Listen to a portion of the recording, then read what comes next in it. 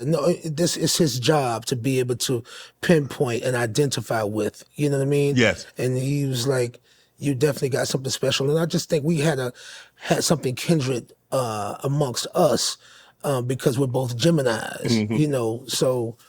And maybe he took a liking to me like that. And then, but L.A. Reid, I got to just also thank him publicly too, because he took great care of me. When my mother passed, they took care of my mother's, Funeral arrangements. You know what I'm saying? When I got married, you know what I'm saying, like they took care of my wedding for me, Wow. just on love, So when it was time for me to do my thing, he gave me a Prince deal, a Prince opportunity, the same way that Warner Brothers gave it to him. So people don't really know this, but I wrote and produced my entire first album. Wow. So that's Closet Freak and Getting Grown and all that good stuff. You know what I mean? So Yeah.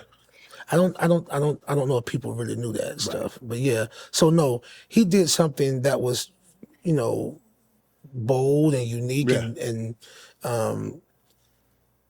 probably it's just a rare occasion of really believing in something wholeheartedly and giving me the opportunity. So I'm always in his debt as well too. Thank him so much. R&B. What's going on with R&B? You hear a lot of people say R&B dead.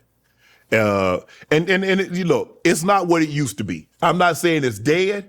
It might be on life support, but it's not what it used to be. We don't have we don't have the voices that we once had. No, and I don't know if maybe it doesn't sell. I don't know if it's not sexy anymore. I don't know what it is.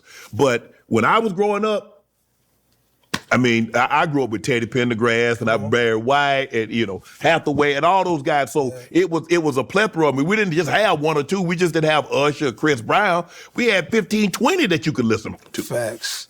We were just talking about that in the car on the way over here. And I'm going to admit this publicly. I don't really like R&B. I don't consider myself to be an R&B artist. I don't know what people think of me. I feel like if I classify in any genre, I think I'm an alternative artist. Yeah, okay. I have these are the interpretive arts. Yeah. I like to say. You know what I mean? So, but maybe I mean it this way. Maybe I don't like what it's become. Okay. You know what I mean? Yes. But all things could be better if just for balance. You know what I mean? Yes. Like, it's just it's too much of one thing. Not enough of another. Not enough variety. You know what I'm saying? Mm-hmm. And I think that's how I end up trying to do so much, and maybe it's just far reaching as far as my own personal plight or career is concerned. I'm trying to do everything just to represent those voids or fill those voids. So no, but I'm thinking about the OJs and, we did songs like, it was just like, family reunion.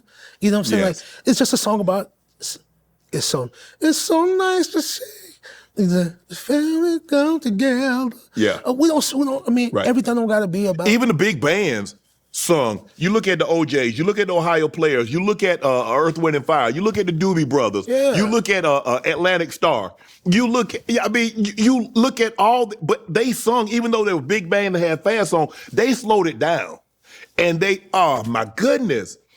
I always get the Atlantic Star and Midnight Star mixed up. Yeah, but Atlantic Star, send for me, right? Send for me. Put a message in the bottle, baby. I'm just a telephone call away. Just a telephone call away. Yeah. That's him. Tavares. I mean, dun dun dun. Yeah. Too late. Yeah. Heaven must be missing an angel. Yeah. So.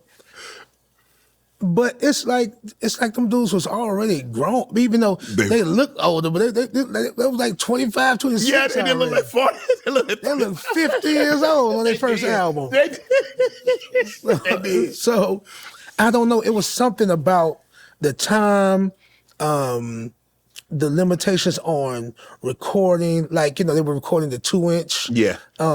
If you don't understand 2-inch tape, everything is digital now, but back then they would record it to tape. Right. You couldn't just punch in. Right. You had to either rehearse, practice and have it down pat, almost perfect, and run it. You know what I'm saying? Like, and what you captured, that's what it was. And so you had to damn near be perfect though. You had to be perfect. You know what I mean? Heat wave. Oh man. You know, Yes. people don't even They know. came out of the Midwest, though. If you look at where those groups came from, Yeah. most of them came out of the Midwest, the Chicago, the Ohio, Yeah. that area. Yeah, yeah. I about to say Bootsy from Cincinnati. Yes. Yeah. We got to shout out. Ohio players, obviously from Ohio, and you had Earth, Wind, and Fire from Chicago. So Yes. that was the area of which they came from. Shout out to Satch and Sugarfoot. Man, see, Come on, there man. were the days.